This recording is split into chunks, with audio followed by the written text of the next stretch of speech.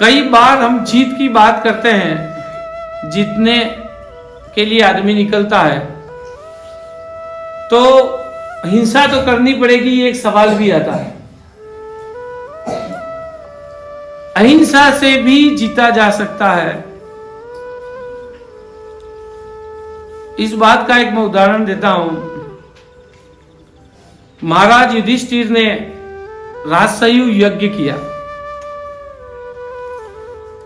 राजसयु यज्ञ चक्रवर्ती राजा बनने के लिए किया जाता है और उस पूरे खंड के राजाओं को, उस पूरे क्षेत्र को जीत करके एक राज्य बनाया जाता है। महाराज युधिष्ठिर ने राजसयु यज्ञ किया और अपनी सेनाएं अलग अलग दिशा में भेजी। तो एक दिशा में राजा अर्जुन सेना लेकर के निकलते हैं, राजाओं को जीतते जाते हैं, उन पे कर वसूलते हैं और आगे बढ़ते जाते हैं, उसको अपने राज्य में मिलाते रहते हैं। जहां राजा अपनी स्वेच्छा से मिल जाता है वहां युद्ध की जरूरत नहीं है, और जो ना कहता उसके साथ युद्ध होता है। उत्तर कुरु नाम के देश तक अर्जुन पहुंचते हैं। राजा को भी सूचना हो जाती है कि अर्जुन सेना लेकर के आए हैं। तो राजा के कोई मंत्री वगैरह राज्य के द्वार पर आते हैं और वो अर्जुन से निवेदन करते हैं कि राजा अर्जुन, हम जानते हैं कि आप राजसयु यज्ञ का वो लेकर के निकले हैं, लेकिन हमारे इस नगर में आप प्रवेश नहीं करें। अर्जुन ने पूछा कि भाई क्यों नहीं करूं? मुझे महाराज युधिष्ठिर ने भेजा है कि इस पूरे क्षेत्र को हमारे राज्य में समाहित करना है, तो मुझे प्रवेश तो करना ही पड़ेगा। तो मंत्री कहते हैं कि इस नगर को श्राप मिला हुआ है कि इसमें जो युद्ध के दृष्टिकोण से घुसेगा उसको मृत्यु मिलेगी।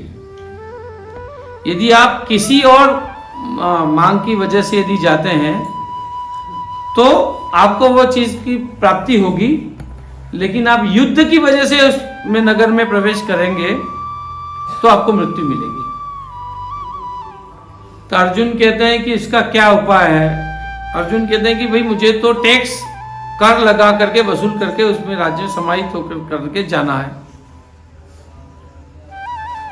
तो वो मंत्री कहते हैं कि भाई आप उसके लिए ये है कि हम प्रजा से बात करके और कुछ कर आपको दिला देते हैं, जिससे आपका भी काम हो जाएगा,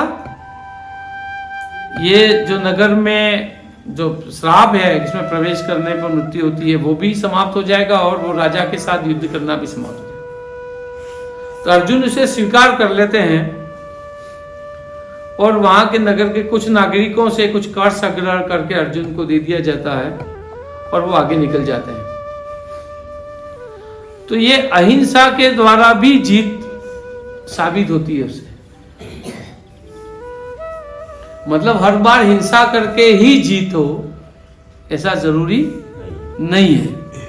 हमें किसी भी तरीके से यदि हम कोशिश करनी चाहिए कि हिंसा से बचें।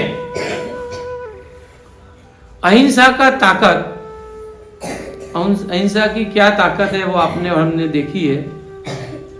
भारत का स्वतंत्रता संग्राम महात्मा गांधी के नेतृत्व में जब लड़ा गया, महात्मा गांधी का पहला अस्त्र अहिंसा था।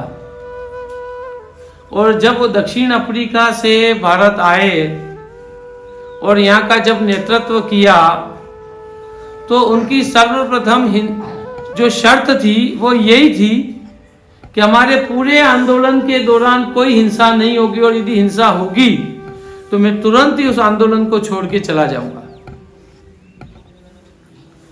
तो उन्होंने उन अंग्रेजों का राज समाप्त किया जिनके राज में सूर्यास्त नहीं होता था।